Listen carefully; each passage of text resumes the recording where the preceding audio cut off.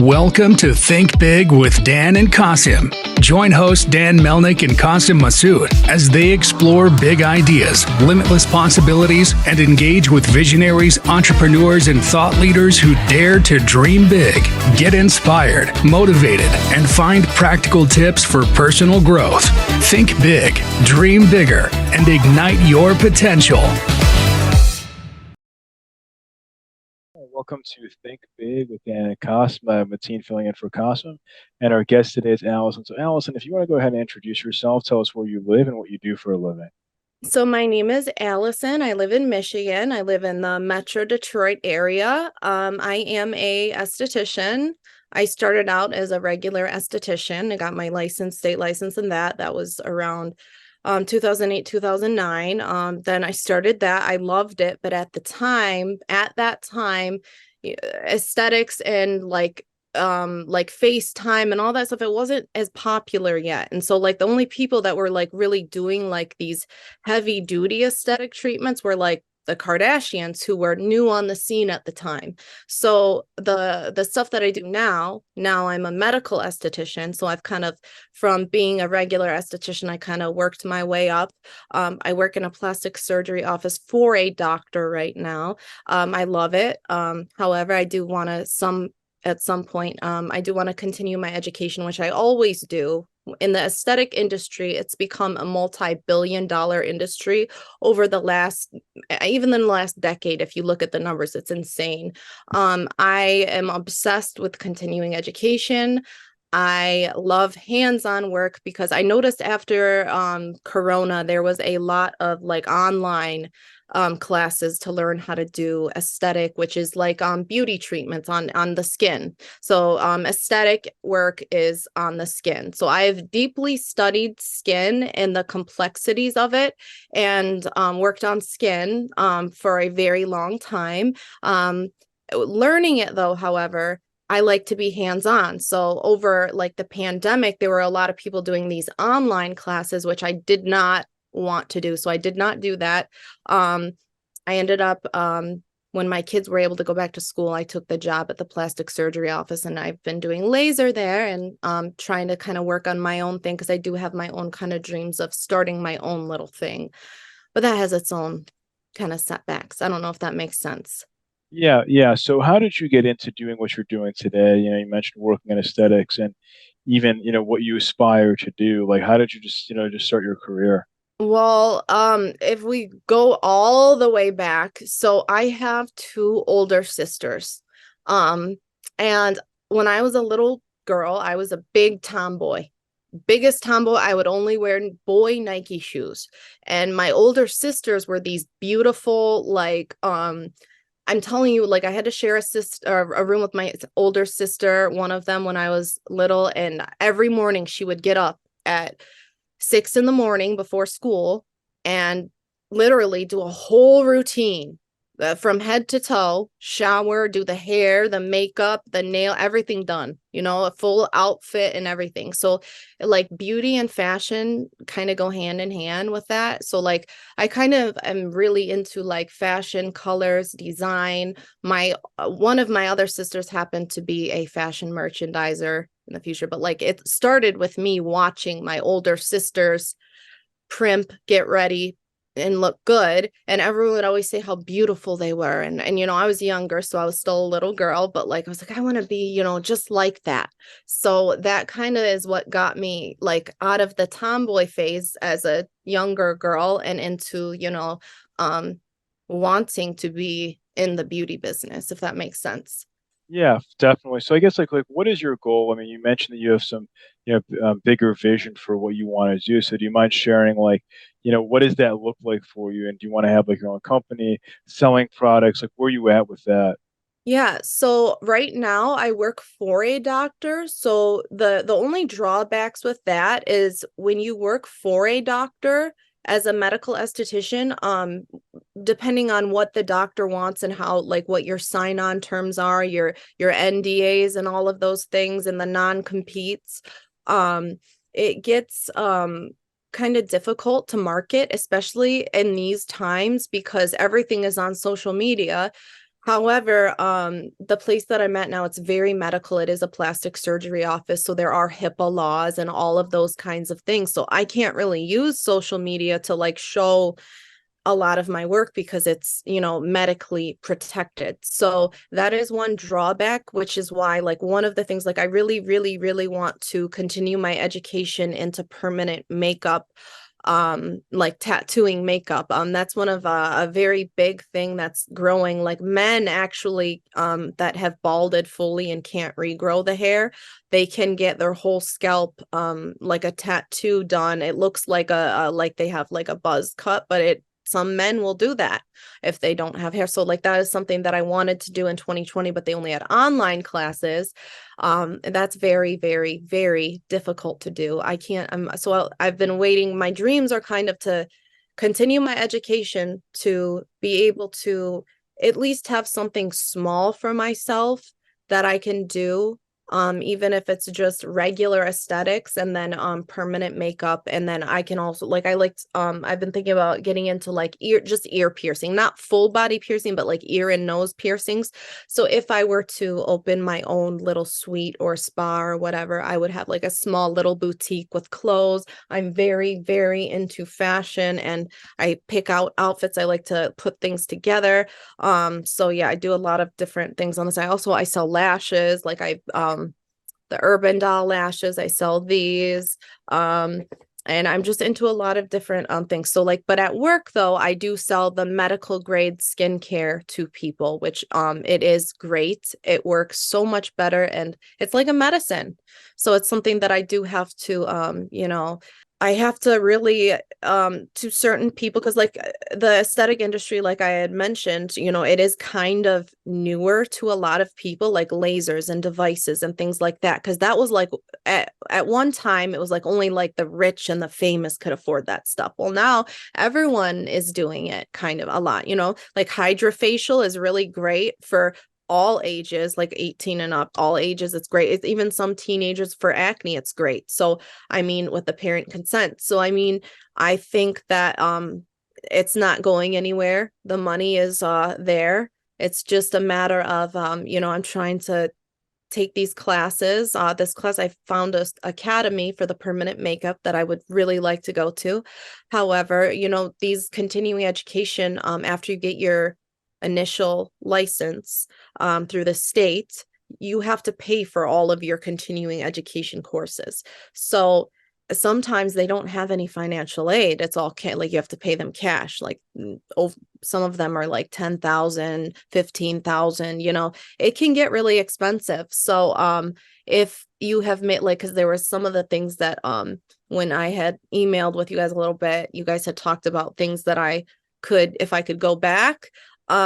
So I definitely would like to go back and be nicer to my credit and care for it more, because the issues that I'm facing and the obstacles that I'm facing now are mistakes that I made when I was younger and I didn't understand fully. Like I really didn't like at those times, like they'd never, like when I was 18, my bank handed me a credit card and like, here you go. Cause I had like a little savings account my whole life. And I've been working since I was 14. That's another thing. So I've always worked.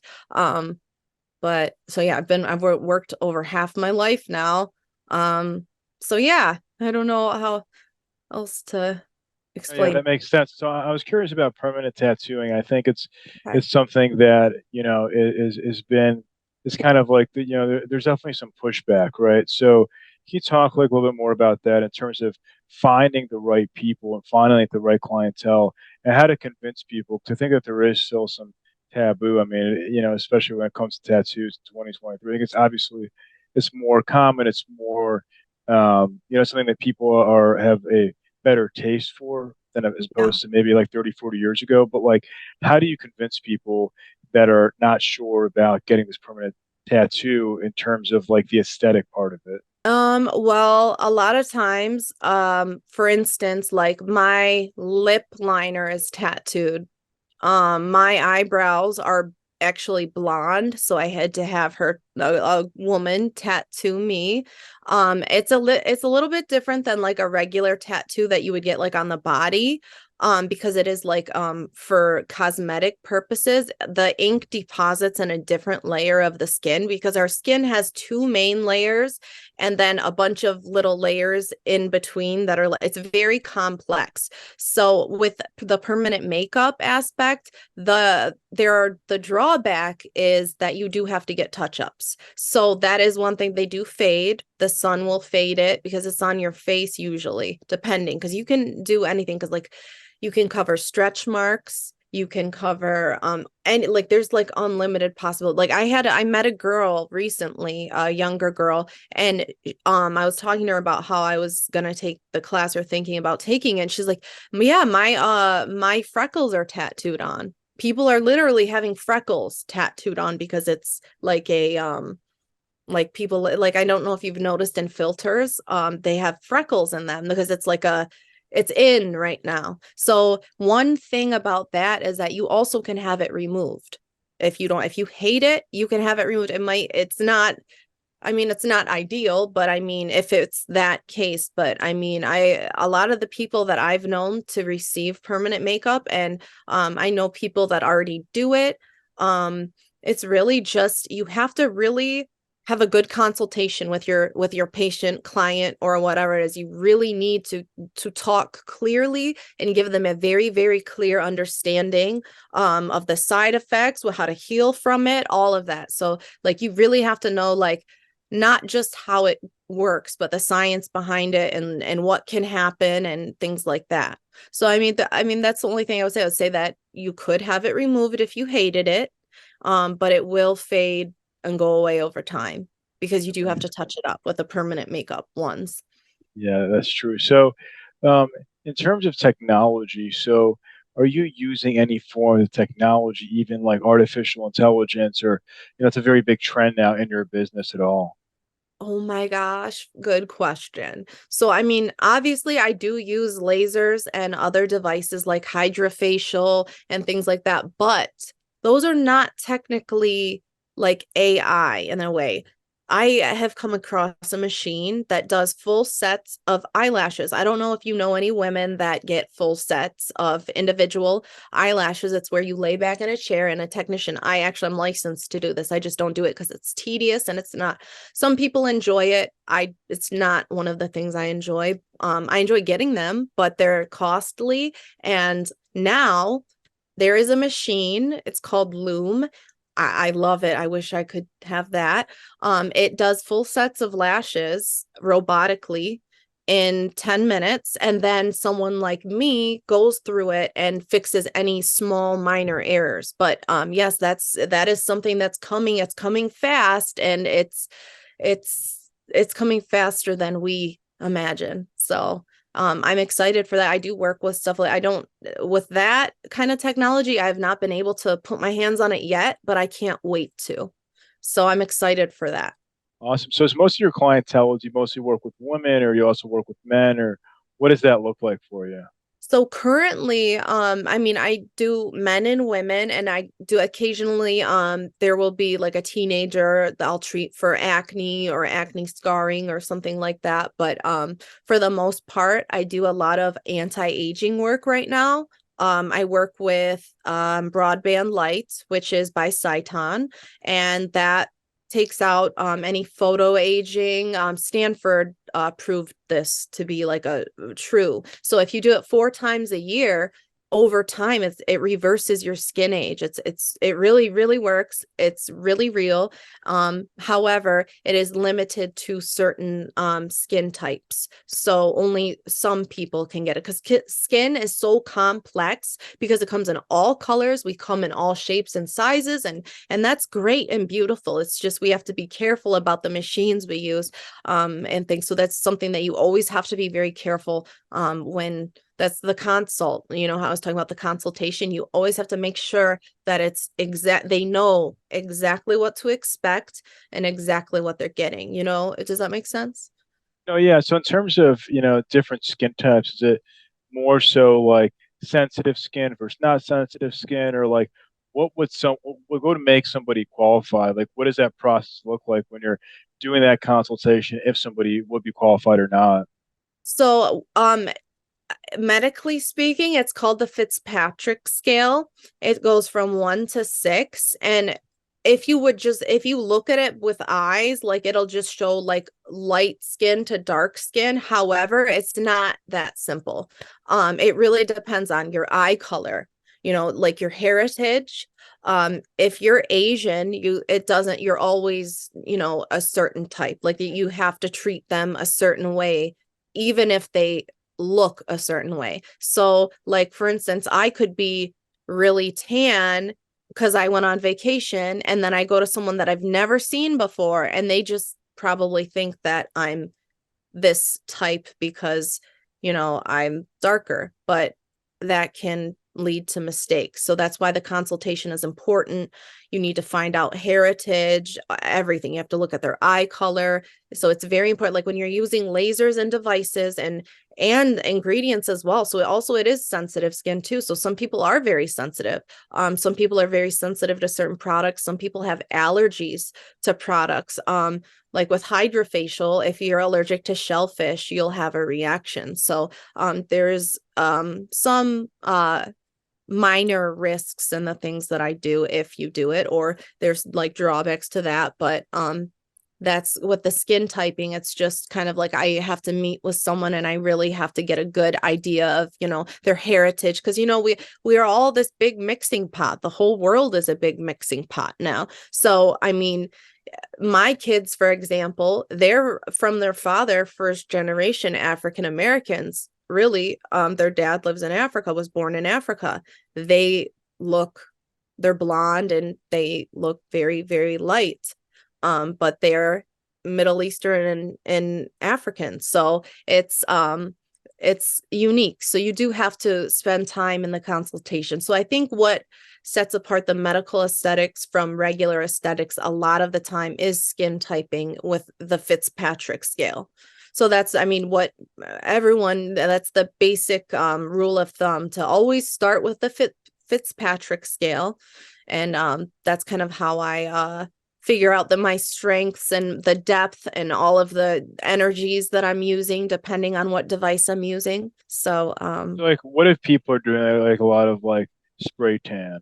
Is that something that can, like affect if you can work with them, or what does that look like? no, so actually, as long as the spray tan is just like a regular, like the normal spray tan that people do, it shouldn't do anything as long as they're not in the sun. It might come off a little bit because the put on tanner, it kind of gets splotchy, but it won't affect that. It's just if like I guess for the surfaces that I do now, it's just I prefer that people not use retinol topical creams and not be in the sun for 2 weeks before seeing me, like to do a treatment.